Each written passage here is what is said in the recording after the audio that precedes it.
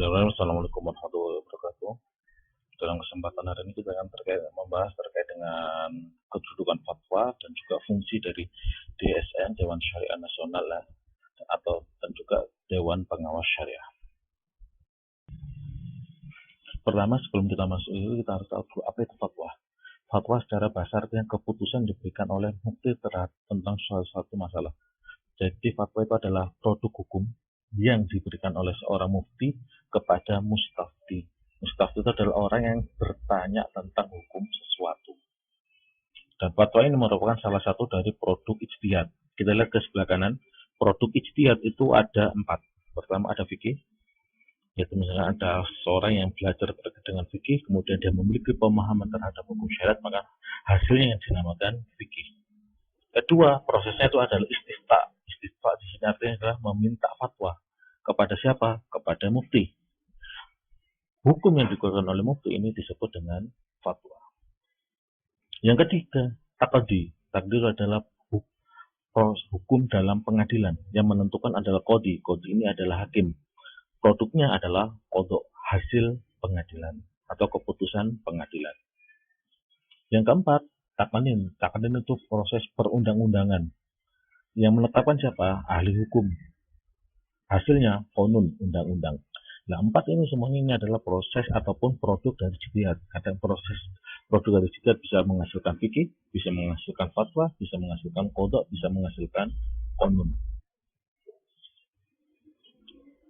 Nah, fatwa bisa berubah menjadi qanun kapan? Ketika fatwanya itu dijadikan, atau fatwa bisa berubah menjadi undang-undang kapan? Ketika fatwa itu diadopsi oleh pemerintah menjadi suatu bentuk atau dasar perundang-undangan. Maka kemudian hukumnya menjadi wajib harus diikuti oleh semua warga negara.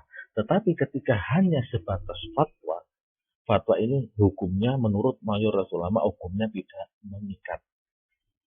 Hanya sebagai opsional. Tetapi kalau sudah menjadi peraturan dan di situ ada sanksi, maka hukumnya mengikat. Karena apa? Karena prosesnya sudah berubah dari fatwa menjadi qanun atau undang-undang. Sedangkan ijtihad itu adalah usaha mengerahkan seluruh kemampuan dan potensi dalam menetapkan hukum-hukum syariat yang bersifat amaliyah terkait dengan perbuatan sehari-hari dari dalil-dalil yang terperinci, bersumber pada dalil-dalil. Syarat mujtahid banyak. Imam Ghazali menyatakan mujtahid itu harus mengetahui dan menguasai ilmu syara'. Kenapa? Karena mengetahui dan menguasai ilmu syara' mampu melihat yang hukum ini tidak syarat menemukan yang wajib. Adil, ini menurut Imam Ghazali. Kenapa kok harus mengetahui ilmu syara'? Karena objek yang dikaji di dalam fatwa ataupun dari seorang mujtahid, baik nanti menghasilkan fikih, fatwa, undang-undang atau hukum pengadilan, itu prosesnya harus berasal dari dalil-dalil di dalam syariah seperti Al-Quran, hadis, ijma', qiyas. Ini yang muttafaq, yang disepakati dengan dalil-dalil yang mukhtalaf atau yang tidak sepakati di kalangan ulama seperti istihsan, salah satu dari qaul sahabi dan lain sebagainya.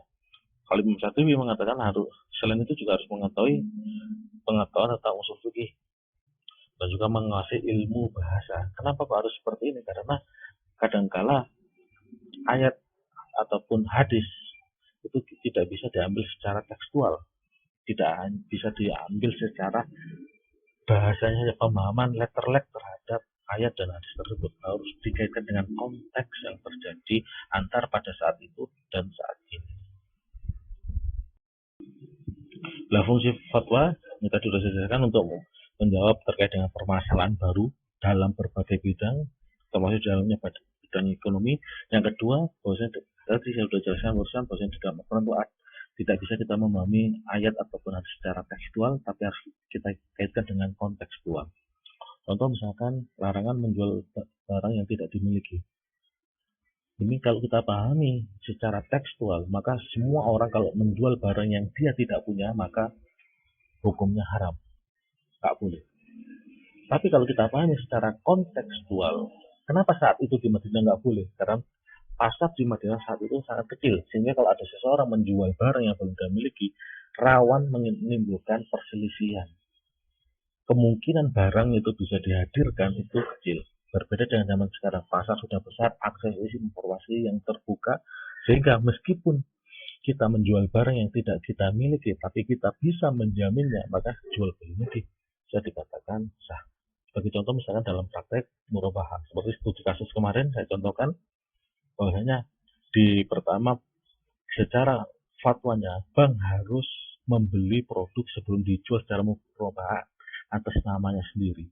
Tetapi kalau dipraktekkan ini akan memberatkan, baik memberatkan bank dan juga memberatkan nasabah. Kenapa? Karena ada pajak ganda. Pertama, pajak ganda adalah peralihan dari produsen kepada bank, kemudian peralihan barang dari bank kepada nasabah. Sehingga untuk menghindari pajak ganda akhirnya langsung melalui produsen kepada nasabah. Nah sekarang, apakah di sini bank tidak memiliki barang tersebut? Apakah bank di sini melanggar hadis? Tidak. Di sini menggunakan prinsip qobd hukmi, bukan qobd hakiki. Jadi serah terimanya itu dilakukan secara hukum, bukan secara real. Dalam artian perbedaan sini, kalau secara hukum itu, secara hukum, secara prinsip hukum, barang ini sudah dimiliki oleh bank, yang kemudian dijual kepada nasabah. Meskipun dari produsen ke nasabah ini tidak melalui proses pengalian dari produsen ke bank, bank ke nasabah. Tidak perlu proses pengalian nama. Ini namanya qobd hukmi. Kalau qobd hakiki, yaitu serah terima secara nyata, yaitu diserah terima dari produsen ke bank, balik nama, nanti bank ke nasabah, balik nama lagi. Nah, ini kita bisa memahami dengan cara kontekstual, bukan tekstual. Terus yang ketiga, kalau dulu pada zaman Nabi, setiap ada permasalahan rujukannya kemana? Rujukannya kepada Rasulullah.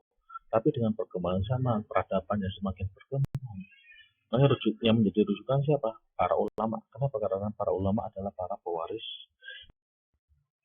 Nah, otoritas fatwa di Indonesia ini dipegang oleh Majelis Ulama Indonesia, yang kemudian terkait dengan kebijakan terkait dengan fatwa menunjuk yang namanya Dewan Syariah Nasional.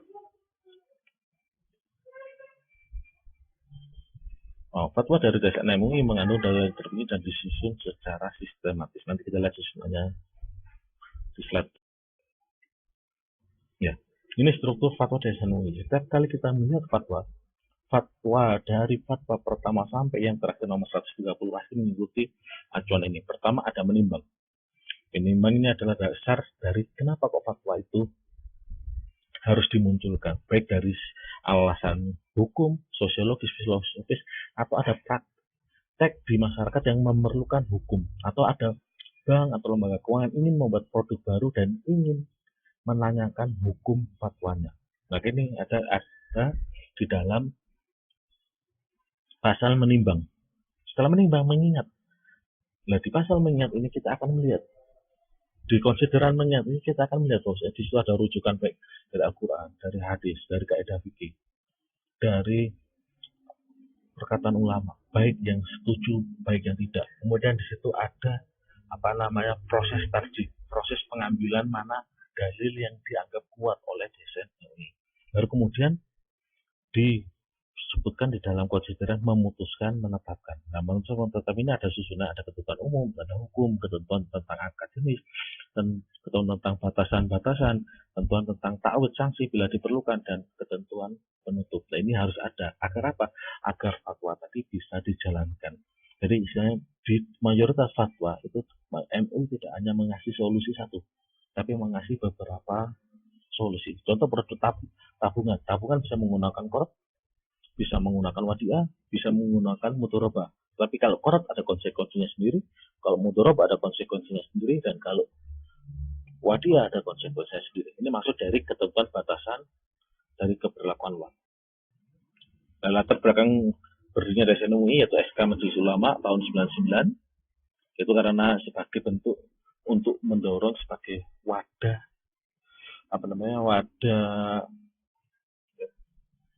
yang dijadikan sebagai pedoman regulasi dan pedoman acuan pelaksanaan produk dan jasa bank syariah. Maka kemudian dibentuk yang namanya Dewan Syariah Nasional. Yang ini fungsinya dari lembaga koordinasi para ulama dalam menanggapi isu-isu yang berhubungan dengan masalah ekonomi dan keuangan. Nah, ini diperkuat dengan surat keputusan direksi Mohon maaf, di sini ada kesalahan, ini seharusnya BI. SK Direksi BI nomor 3234199 yang menyebutkan bahwasanya demikian pula dalam hal bank akan melakukan kegiatan bisnis sebagai termasuk dalam pasal 28 dan 29 dari Undang-Undang tahun 1999. Jika ternyata kegiatan usaha yang dimaksud belum difatwakan oleh DSN, maka bank wajib meminta persetujuan DSN sebelum melaksanakan kegiatan tersebut. Ini juga diperkuat lagi dengan Peraturan Bank Indonesia nomor 11/15/PPI tahun 2000. Ini strukturnya. Struktur umum secara majelis ulama ada ketua umum, waketum, bendahara, ketua bidang, sekretaris, dan ada dewan pertimbangan. Komisi-komisinya ada komisi fatwa, dakwah, pendidik, ekonomi, pengkaji, dan lain sebagainya. Lembaganya ada DSN MUI yang khusus terkait dengan perekonomian, Basarnas itu yang Badan Arbitrase Nasional terkait dengan pengadilan kalau ada sengketa, LPPOM itu terkait dengan sertifikasi halal, LPLH itu terkait dengan masalah lingkungan, LPBK itu terkait dengan pentasihan buku dan juga konten Islam. Jadi kalau misalkan ada yang ada penyebaran konten yang di situ menyebutnya konten Islam tapi ternyata tidak ini, maka inilah tugas dari LPBKI dan KDK ini terkait dengan dakwah. Pada struktur DSN MUI, kalau dalam DSN MUI sendiri ada Pelinu, ada BPH, Badan Pegadaian.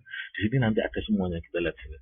Ada bidang perbankan, pasar modal, IKNB, industri keuangan non syariah. Di sini maksudnya pegadaian, asuransi, modal ventura, operasi, bidang industri bisnis dan keuangan syariah, DSN MUI Institut ini yang sebagai mengelola untuk mengkaderisasi calon-calon Dewan Pengawas Syariah. Nah, di sini nanti didukung dengan DSN MUI perwakilan, ada di daerah 31 di provinsi, dan juga ada lembaga sertifikasi profesi.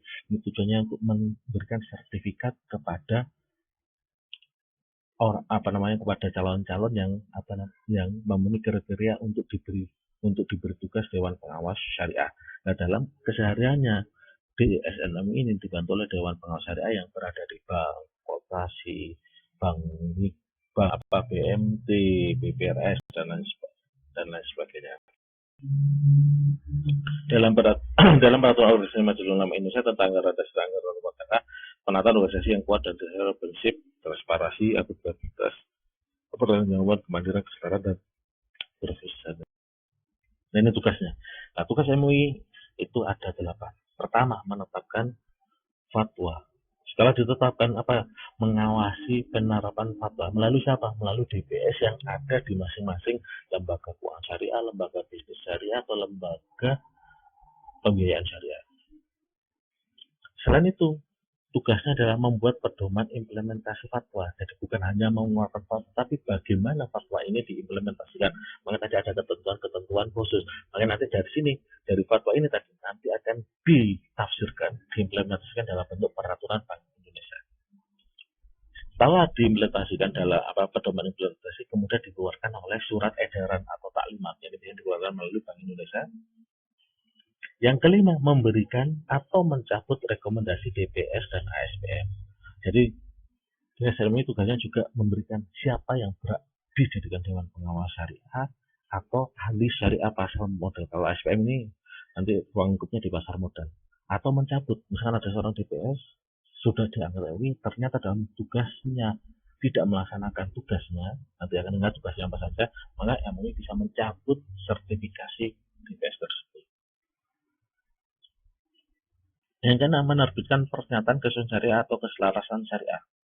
Jadi kalau tadi, misalnya kalau ada pertanyaan yang masuk, setelah dikaji melalui proses diskusi yang panjang, nanti akan mengeluarkan pernyataan bahwasanya produk ini sudah sesuai dengan dengan keselarasan atau prinsip syariah.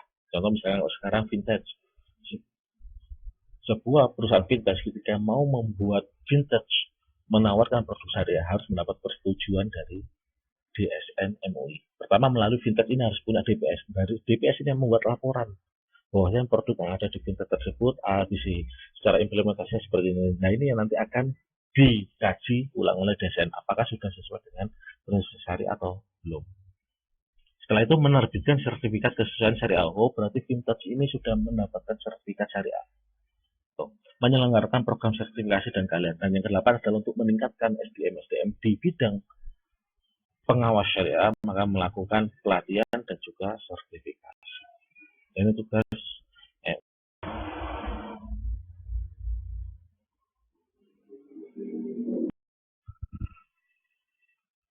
ya, ini tugas dari Dewan Syariah, Dewan Nasional tadi, tambahan melakukan sosialisasi dan edukasi baik di tingkat pusat atau di tingkat daerah, menumbuh kembangkan penerapan syariah dan kegiatan perekonomian pada umumnya dan pada keuangan pada secara khusus.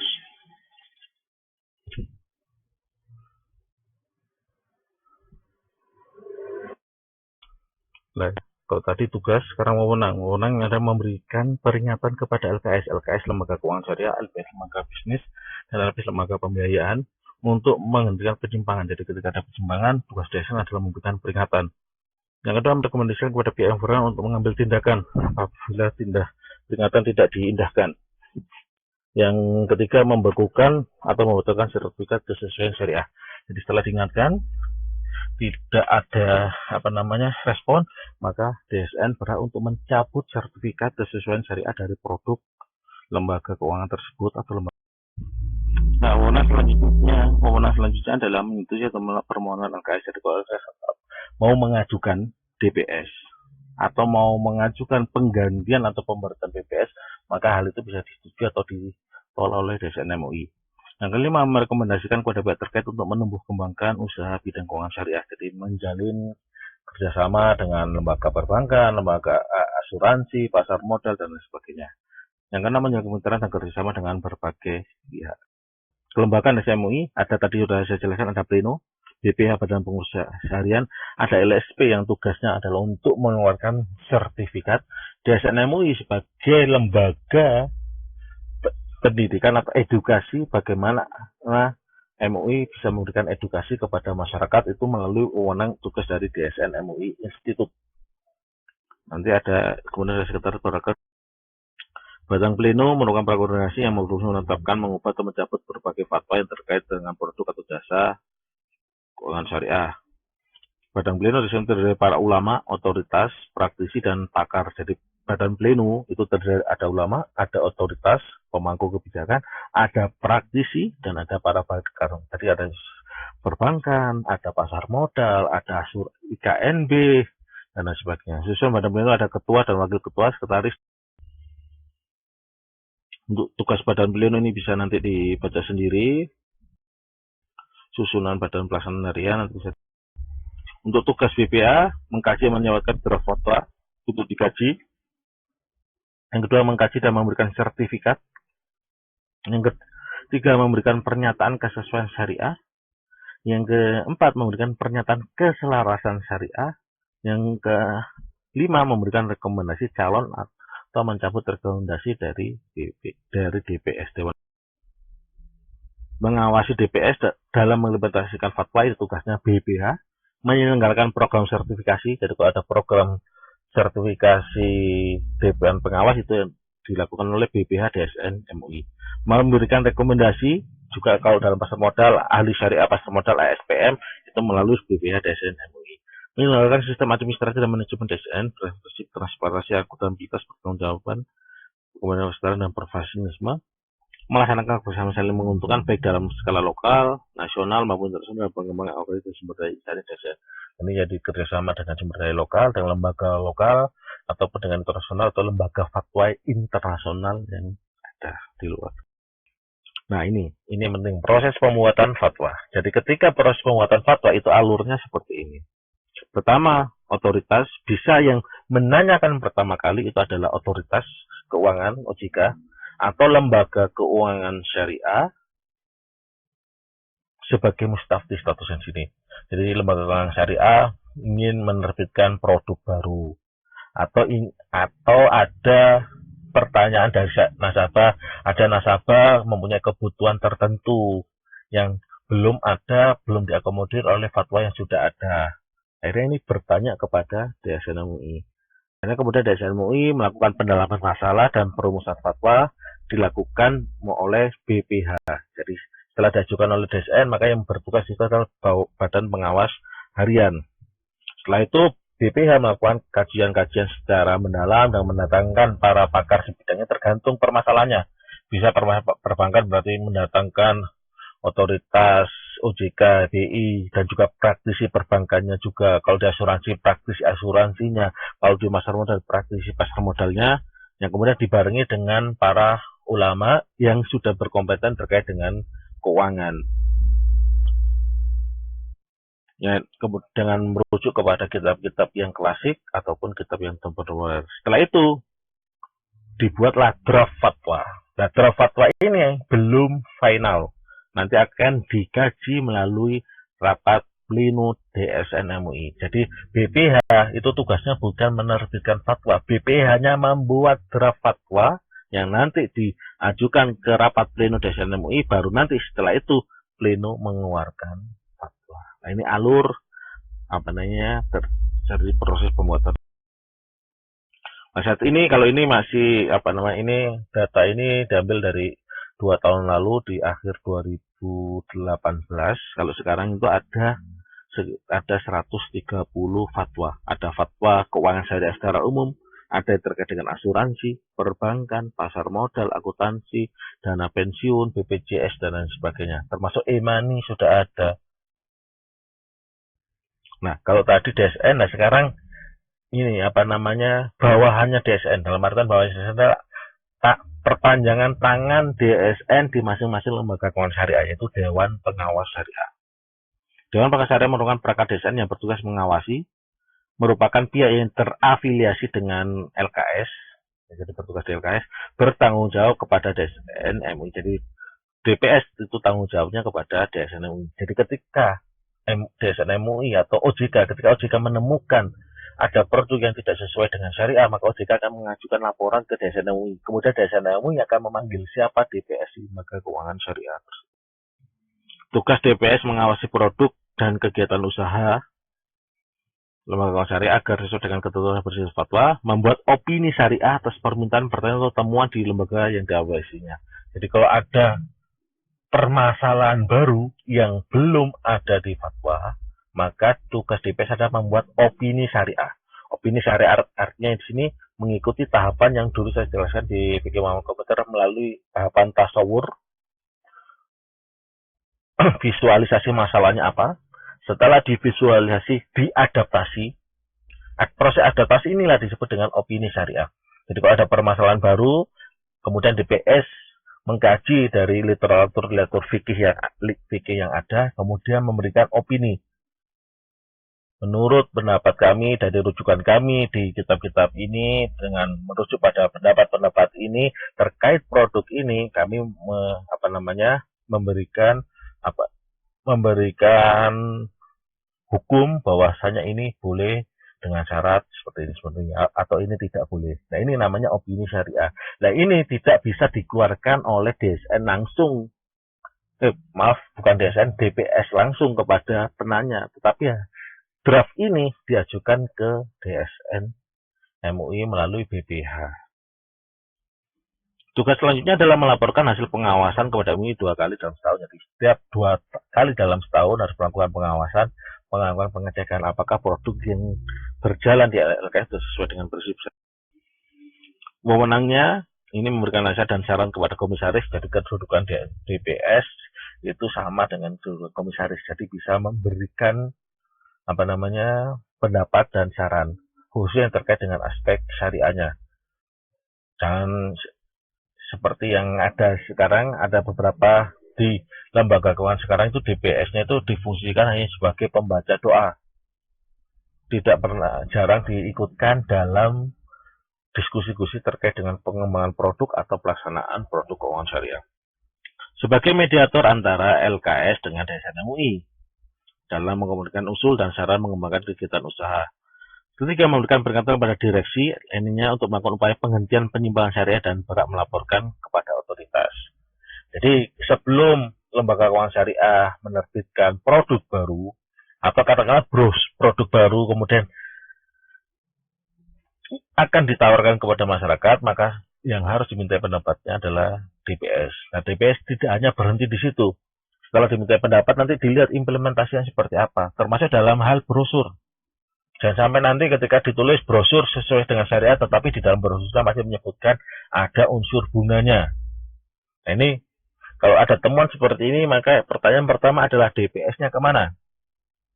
Karena tugas DPS bukan hanya sebatas sebagai rujukan, tetapi juga memberikan pemantauan terhadap penerapan prinsip syariah di lembaga keuangan tersebut. Sekarang harus minimalnya mengikuti pelatihan dan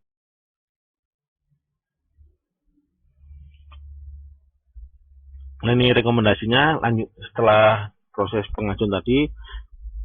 Permohonan LKS LPWS dibahas dalam rapat pimpinan BPH dan mantan tim yang bertugas melakukan muqabalah silaturahmi dengan calon DPS. Termasuk juga di sini adalah wawancara dan untuk memastikan kelayakan dan kepatuhan calon DPS. Tim melakukan muqabalah dengan calon tersebut melaporkan hasilnya kepada BPH. Hasil rapat tersebut dilaporkan kepada pimpinan DSN MUI. Calon DPS yang diusulkan dinilai dapat dan ditetapkan sebagai DPS pada LKS. Peraturan terkait dengan LSPM sebagai DPS atau tim ahli pasar akan diatur dalam peraturan DSN MUI. Nah, ini peraturannya. Nah sekarang kenapa kok harus ada fatwa? Ini pertanyaan yang paling penting ketika menyebut bisnis perbankan syariah, asuransi syariah, pasar modal syariah, koperasi syariah. Fatwa sebagai pijakan bagaimana produk yang ada di lembaga tersebut itu sesuai dengan prinsip syariah. Di fatwa sini ada pertama sebagai acuan dan jaminan bahwa produk keuangan yang keluar sudah sesuai dengan prinsip syariah. Yang kedua sebagai controlling.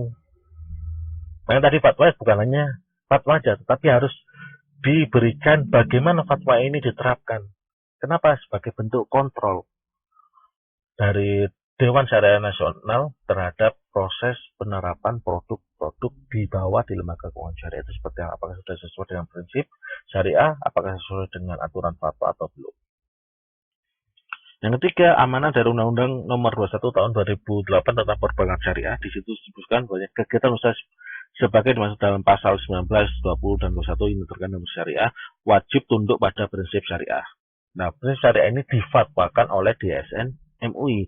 Setelah difatwakan akan dijadikan dalam peraturan Bank Indonesia.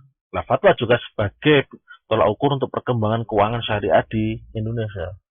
Jadi banyaknya fatwa yang mengakomodir kebutuhan produk keuangan syariah itu sebagai tolak ukur perkembangan keuangan syariah di Indonesia ini sudah berkembang atau belum. Semakin banyak fatwa, semakin banyak menunjukkan bahwa perkembangan keuangan syariah di Indonesia berjalan secara dinamis, tidak statis. Dan juga sebagai dasar untuk inovasi produk baru. Nah sekarang permasalahannya adalah bahwasanya fatwa di Indonesia meskipun sudah dituangkan ke dalam peraturan Bank Indonesia tapi belum ada mekanisme undang-undang yang mewajibkan lembaga keuangan syariah untuk menggunakan fatwa tersebut. Anjuran ada, tapi bentuk sanksi atau law enforcement penegakan hukum bagi lembaga-lembaga yang tidak menggunakan fatwa tersebut ini yang belum ada. Bahkan apalagi selain itu juga ada gesekan-gesekan dengan adanya beberapa ustadz yang kadangkala membenturkan antara fatwa DSN MUI dengan fatwa lembaga keuangan di negara lain. Sedangkan kita tahu bahwasanya fatwa itu berdasarkan dengan kondisi penanya, sehingga disesuaikan dengan kondisi yang ada di sekitar situ. Mungkin saja fatwa yang ada di negara lain itu bisa diterapkan di Indonesia, bisa juga fatwa yang di negara lain ini tidak bisa diterapkan di Indonesia. Karena ada di dalam kaidah fikih la yungkaru taghayyur zaman bitaghayyuril ahkam. La yungkaru taghayyurul ahkam bitaghayyuril zaman wal makan. Tidak bisa diingkari perubahan hukum akibat ada perubahan waktu, perubahan zaman, dan perubahan tempat. Ini kaidah ini harus dipegang. Fatwa yang ada di negara lain belum tentu sama kondisinya dengan fatwa yang ada di Indonesia. Nah ini banyak ustadz-ustadz yang membenturkan fatwa ini. Nah selain itu ketegasan dari pemerintah kita juga belum. Nah ini sebagai PR kita bersama.